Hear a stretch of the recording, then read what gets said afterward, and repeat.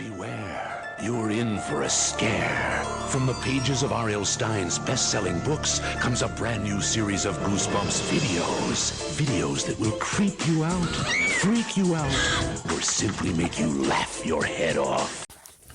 Hello, Goosebumps fans. It's time for another difference between episode and book of Attack of the Jack-o'-lanterns. Let me tell you, this is the first time ever where I'm like, oh no, the writers made a little mistake. Oh no. It's either that or just the prop people screwed over the writers. Anyways, let's get on with the book.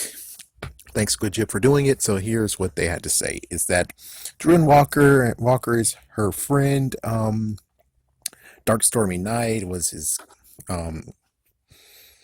costume. It was okay. Apparently, one thing that was not mentioned in the episode is that Drew's nickname is Elf. They could have actually used it in the episode technically, as I didn't want my little Elfie going out in Halloween. I'm concerned. It's like they never actually just dropped that in there, so that's kind of sad. Then we get Lee and Tabby, who are both the jerks. Interesting enough, the fact of they threw away in the episode the fact that she was a princess, a space princess. Instead, she's a space warrior. Not to mention the fact of, in the book, they were like, oh, well, she painted her face green. No, she didn't. So it's like, oh, I see. Again, the props, man. The prop. They have some things that they have to actually pay for, and they didn't want to pay for a dress or something. And plus, it's like they wanted to be efficient, so the writers most likely didn't even need to write her as a princess. They're like, oh, let's keep the space theme. As for Lee, we don't even know what Lee's wearing for Halloween, and we had no idea in the book what Drew wore for Halloween. So that's kind of weird. So they actually had on the spot think of something to give those two, which thank goodness for Tabby, she gave Lee something to wear, and as for Drew, they had to actually do something crazy in the episode. But anyways, apparently in the book they decided to span 3 years. So when they were 10 years old in a Halloween, the first Halloween that we actually mentioned, the kids did some messed up they did some messed up things to him. Leah and Tabby started this crap.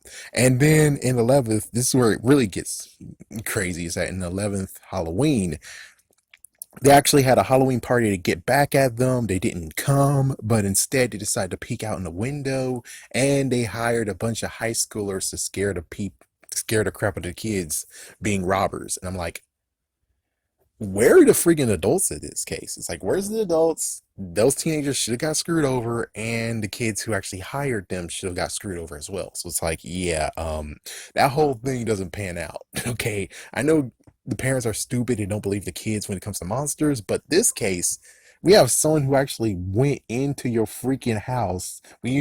Apparently they came from the basement, so yeah, your house is not safe apparently. Even with real actual burglars like the wet bandits come, apparently they could have stole all your shit. Okay, anyways, crashed the party as robbers. They had no weapons and forced the kids to do push-ups. And apparently there was another party that Lee and Tabby did later on, and they dressed up as snowmen in styrofoam costumes.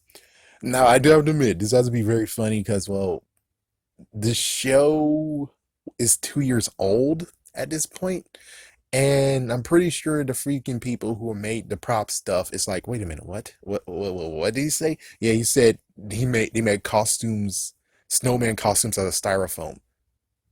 Is R.L. Stine a freaking jerk ass? It's like, you want us to make a snowman costume out of styrofoam, dude? No. How the frick are we gonna do that shit? It's like, man, damn, that's a good one. And now people are gonna be like, we want you to do it by the book. And I'm like, oh fuck. Then yeah, I'm pretty sure they're gonna have to cop out on this one too. Okay, there's not gonna be someone out there who they're gonna pay some pre-mega bucks, and not to mention that the freaking suits are only used for like what, 3 minutes, 2 minutes, 1 minute. Yeah, they did a good idea to actually cut this part out, and I really hope that in the newer version, if they do choose this book to turn into episode again, they'll dodge this crap too. So anyways, we get to this Halloween, and oh yeah, note in the party of 11-year-olds, there was actually one girl who spray painted herself silver head to toe body and everything. It's like, what? Where the parents are? It is in this. Where's the parents? What the frick? Other hand, it might just not be spray painted. It could have just been she used makeup and the parents actually put makeup all over her. So that might have been the thing that happened.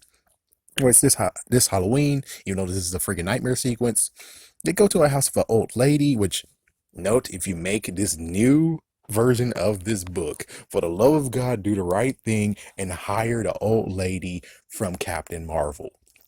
Yes, hire that old lady and have people freak the shit out, being like, "Oh my God, she's a scroll! She's a fucking scroll!" I mean, come on, that is something you can't freaking dodge. That's freaking awesome. Well, anyways, she invited them in. Apparently, there's crying children. In the episode, the children are in chains. What the fuck? And her husband wanted to see him. His name is Forrest, not Forrest Gump, but yeah, no relation. Like I said, all nightmare. The mom doesn't want her to go out because four fat people are missing, four fat adults, and it's like, damn, man, you just freaking screwed him over. Damn. Yeah, it's like, what the fuck? Well, anyways, we'll get to the episode of how it actually gotten a little bit okay, but then got a little bad because, well, apparently it's the props that did it, not the actual writers.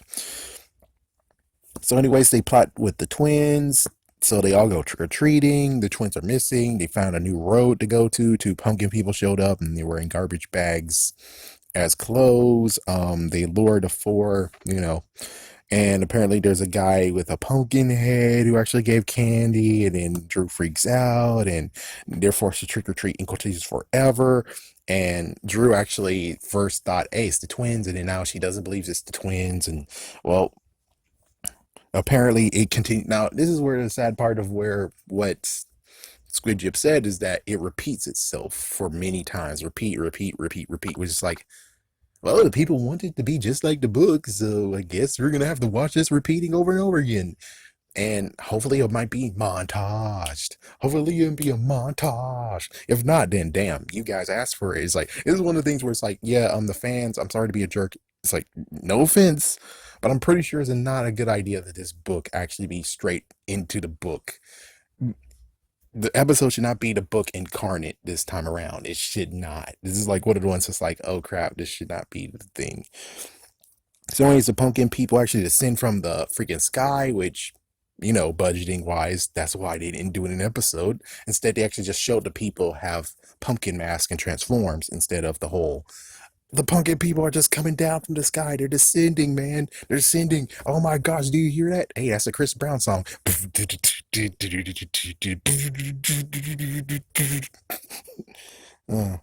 Let's see. So they tried to put the pumpkins on Lee and Tabby. They run for their lives. The twins actually are aliens. They revealed that this is all of them bending their alien laws, apparently.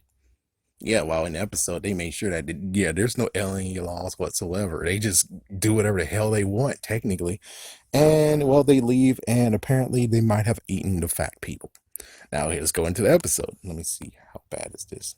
Okay, it's not that bad. Okay, good.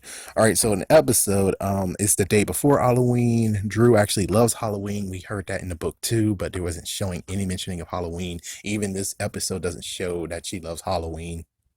But of course, she also gives us the tagline, you get to be someone else this time of year, which is like, oh, so you hate being yourself? Okay, well, anyways, apparently there's a school carnival that is mentioned, not in the book, but here.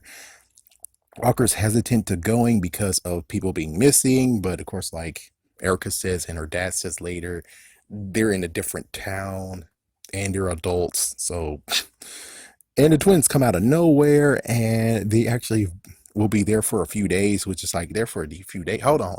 They're going to be here for a few days, which apparently I think they killed those people. And I think that was days ago. So, and they just leave after Halloween night ends. So it's like, yeah, you said a few days. Why in the world are you going away if you're going to? It's like, I'm sorry to be a jerk, but hey, writers, I'm sorry to be a jerk, but what the hell? Anyways, they moved away a couple of years ago. Oh, wait, hold on. Maybe it was days later when Halloween happened. Okay, that might work. Well, anyways, Lee and Tabby actually scared them, but not the twins. There was missions of last year's where they posed as burglars, not hired high schoolers. They actually themselves came as burglars, which I thought that's what happened, but apparently book-wise, no, they hired high schoolers. And high schoolers got away with it. Man, what the fuck? Anyways, they plot and plan and they got to a house of the old lady. So this is basically the nightmare sequence again, just like the book, but the kids are chained, a nightmare, and she's like, it's a dream. It's just a bad dream. That's what nightmares are, honey. Anyways, Halloween came. We're at Drew's house, and the mom actually is concerned, and she's like, "Yeah, this is the point where insert Elfie or Elf, you know." But anyways, the dad actually helped, saying, "Yeah, same thing I said. It was from another city, and there's people. We shouldn't be concerned about it." And the mom was like, after Walker comes in and gets Drew, and I'm still concerned, and she's like, okay, if there's anything, please call me. And it's like, wait, hold on, this is 90s. How the frick is gonna call you? I'm pretty sure she doesn't even have pockets in that freaking outfit. So yeah, 90s, yes, you have payphones, but what the fuck? We don't have cell phones at this point. There's no cell phones at this point. So it's like, yeah, lady, what the hell what you talking about? I bet she don't even have a beeper either. So it's like, yeah, what the fuck you talking about? You call if you need us. Like, what the fuck are you talking about? So she's gonna go to a neighbor, a freaking stranger, to use their phone in their house? You think that's actually safe? Okay, anyways. They meet up with Lee and Tabby, and as we can see from the newspaper article, it actually is not for fat people. They don't seem like fat people. At least two of them don't. So it's like, what the frick? But anyways, they go while the other two tease about the missing and stuff, and then the pumpkin people shows up, and they lure them into a new neighborhood, a better place. And let me tell you, those two don't break character at all. They never broke character in the book, so it makes sense that they don't break character here. And they get lots and lots of candy. And the pumpkin neighborhood, which have pumpkin people, they tried to leave, but of course the pumpkin people said, more houses, keep going. And Lee and Tabby eventually confronts them, and they take one of their heads off, and it's like, what the fuck? And apparently the pumpkin people actually can shoot beams out of their freaking damn claws. What? Whoa, that did not show up in the damn book. What the fuck? And of course, Squidjib didn't even mention that they just disintegrated a freaky damn pumpkin. Holy shit. So they trick or treat more, and then Tabby actually loses her candy because they pour it down because she said she has too much in her bag, and then Tabby freaks. They all run for it, and they're getting chased, and Tabby fell, and Lee loses a bit of candy off screen, apparently, because beforehand he had a big freaking pillowcase full. Now he has like at least 3/4 of it, or 4/5. So let's see. More intimidation. They try to put the pumpkin heads on them too, like in the book. They run for it, scared, and the twins eventually reveal themselves to Drew and Walker. Walker is hysterical, and well, lo and behold, they're aliens, and they show their actual alien faces, and they might have actually killed those people, and they said plump adults, and it's like, whoa, whoa, whoa.